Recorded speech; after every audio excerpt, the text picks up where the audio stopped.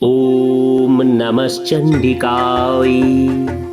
উত্তর চরিত্রম, ষষ্ঠ অধ্যায়। শুম্ভ নিশুম্ভ শৈলাশ্চ ধূম্রলোচনবৎ। ওম নমশ্চণ্ডিকায়। ঋষি বললেন, শুম্ভ প্রেরিত দূত এই প্রকার দেবীর বাক্য শ্রবণ করত। ক্রোধযুক্ত হইয়া দ্বৈত রাজের নিকট গমনপূর্বক সমস্ত বলিল।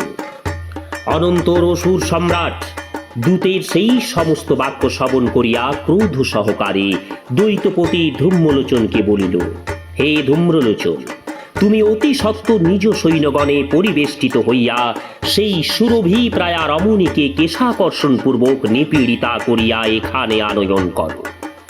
যদি তাহাতে রক্ষা করিবার নিমিত্ত সেখানে কেহ উপস্থিত হয়, তবে সে দেব যক্ষ গন্ধর্ব যেই হোক না কেন, তাহাকে নিহত করিবে। ঋষি বলিলেন, অনন্তর দ্বৈত ধূম্রলোচন শুম্ভের আজ্ঞা পাইয়া তৎক্ষণাৎ ৬০,০০০ অসুর সৈন্যে সমাবৃত হইয়া দ্রুত গমন করিল। অনন্তর ধূম্রলোচন হিমাচলবাসিনী সেই দেবীকে দেখিতে পাইয়া উচ্চভাবে বলিল, তুমি শীঘ্র শুম্ভ নিশুম্ভের নিকট গমন করো। যদি প্রীতি সহকারে আমাদের প্রভুর নিকট গমন না করো, তবে এখনই তোমাকে বলাৎকার পূর্বক কেশাকর্ষণ করত নিপীড়িতা করিয়া লইয়া যাইব। দেবী বলিলেন, আপনি দ্বৈতাধিপতি শুম্ভ কর্তৃক প্রেরিত হইয়াছেন, নিজেও বলবান এবং সৈন্য পরিবৃত, অতএব বলপূর্বক আমাকে গ্রহণ করিলে আমি কি করিব? ঋষি বলিলেন, দেবী এই প্রকার বলিলে অসুর ধূম্রলোচন দেবীর প্রতি ধাবিত হইল। অনন্তর দেবী হুঙ্কার করায় সেই ভস্মীভূত হইল। অনন্তর অসুর সৈন্য ক্রুদ্ধ হইয়া তীক্ষ্ণ বাণ শক্তি কোঠার নিক্ষেপ করিতে লাগিল।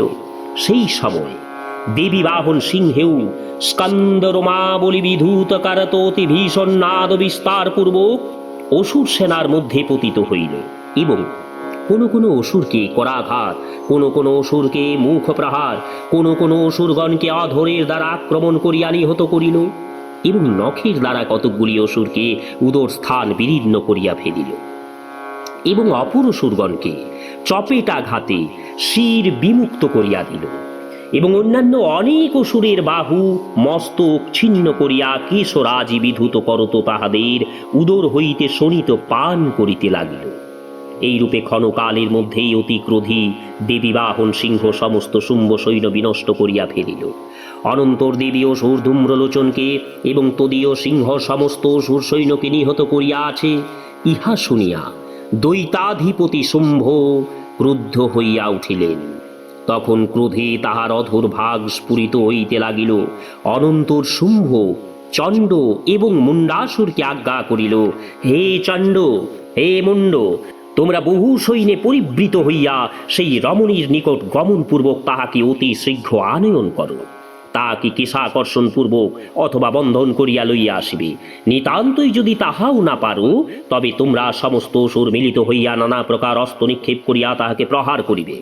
রমণী হতপ্রায় হইলে সিংহকে নিহত করিয়া সেই অম্বিকাকে বন্ধনপূর্বক গ্রহণ করিয়া আগমন করিবে।